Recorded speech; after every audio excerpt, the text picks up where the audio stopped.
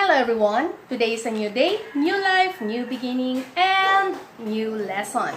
So our lesson for today is about changing English phrase to mathematical phrase and writing it into function notation.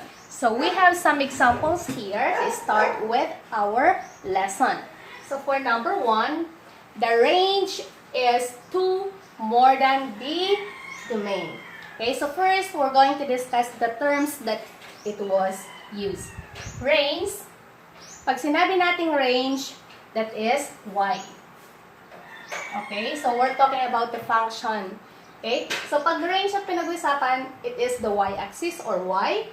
And domain, we're talking about the x-axis or x. I'll repeat. Range is y. And domain is x. Okay. So, we will start. Gagawin na natin siya ng equation. So, ang range ay y. Y is, okay, pag may nakita kayong is, pag gumagawa kayo ng equation, so, equal na yon.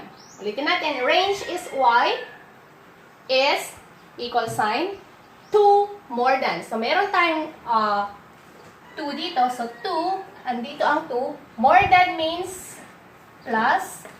So, plus, pabaliktad tayo Kasi yung number mo, yung constant ay andito sa bandang dulo, which is the left. So, more than is plus. So, plus tayo. The domain. Ang domain natin ay x. So, eto na ang ating mathematical equation.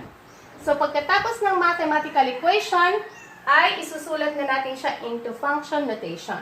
So, ang function notation ay f of x is equal to x plus 2. So, eto na ang ating final answer. Okay? So, let's move for number 2.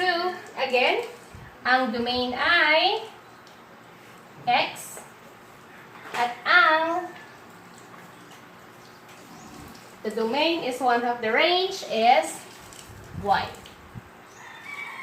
Okay? So, next, i-equate muna natin siya. Domain is x is equal sign 1/2 the range. 1/2, ang range natin ay y. Okay. Pero, ang kailangan natin ay, dapat si y ang mauna. So, ganito ang form niya, all in slope form. So, anong gagawin natin? Cross product. So, over 1 ito. So, ganyan siya.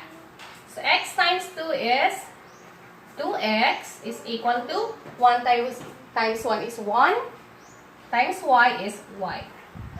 Therefore, we have, eto na siya, isusulat na natin siya in function notation. So, f of x, move natin siya ng konti. So, next, f of x is equal to 2x. Okay, so our final answer is this one. Okay, so I'll give you more examples. Okay, so for example number 3, we have here, the range is the square of the domain. Okay, so again, ang domain natin ay x. Ang range ay y. So, start natin. The range, which is y, is equal sign. Tandaan po natin yan. The square of the domain. So, ang domain natin is x. Square daw siya. So, square. So, eto na ang ating equation. Pero kailangan natin siya isulat into function notation. So, f of x is equal to x squared. So our final answer is this one. Okay, easy, right? So move to example number 4. The range, which is our y, and the domain, which is our x. Okay? So let's start. Thrice means 3 times. Okay, so start. The range, which is y, is equal sign thrice 3 times domain. Okay, thrice the domain, so 3x. Decrease means, pag sinabi natin decrease ay minus by 2. So this is our equation now. Let's repeat.